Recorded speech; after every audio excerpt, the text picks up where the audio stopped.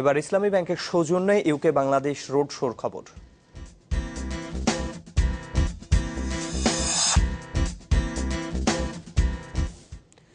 বিদেশি বিনিয়োগকারীদের কথা মাথায় রেখে সভরেন বন্ড ছাড়বে সরকার।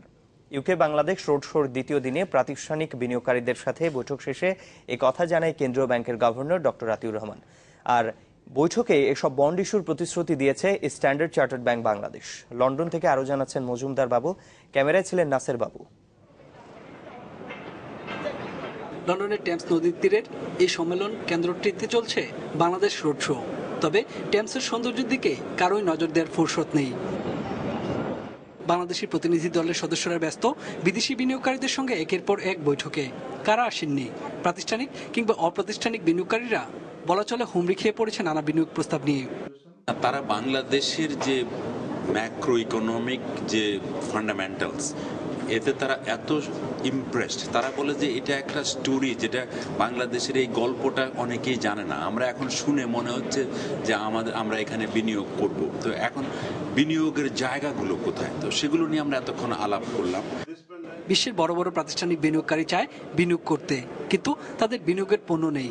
সব শুনে প্রাতিষ্ঠানিক বিনিয়োগকারীদের জন্য একটি পণ্য করার সিদ্ধান্ত নিয়েছে উচ্চ পর্যায়ের বাংলাদেশের প্রতিনিধি দলের সদস্যরা।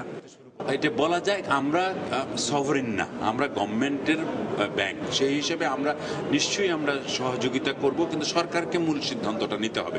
এবং একটু আগে আমি প্রিন্সিপাল সেক্রেটারির সাথে কথা বললাম, আমাকে বললেন যে স্যার আপনি ইতিবাচক কথা বলতে পারেন এটার বিষয়ে।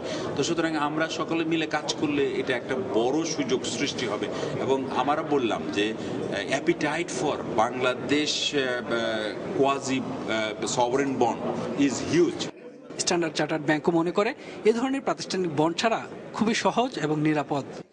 আজকে অনারেবল গভর্নর সাহেব একটু আগে বেশ বিশ্বের বড় বড় asset management company, fund managers ওনাদের সাথে বসলেন এবং তারা সবাই বাংলাদেশের macro economic fundamentals they are very happy and they are looking for opportunities to invest. যে কীভাবে ইনভেস্ট করবে, একটা ইনস্ট্রুমেন্ট দিতে হবে।